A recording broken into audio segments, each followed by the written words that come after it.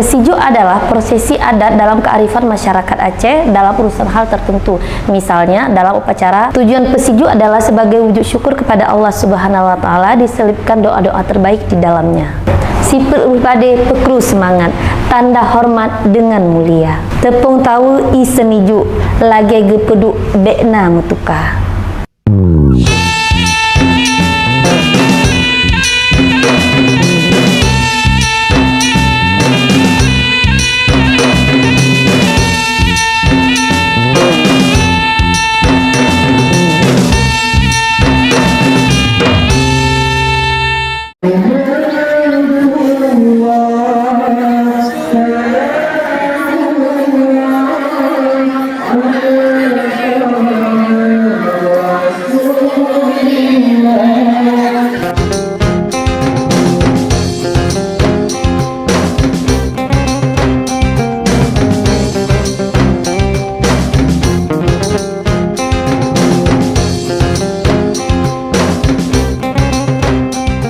Bismillahirrahmanirrahim.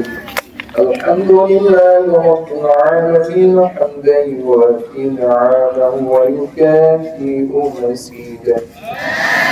Yang patuh terhadap aturan-aturan-Mu ya Allah. Yang patuh kepada kedua orang tuanya ya Allah.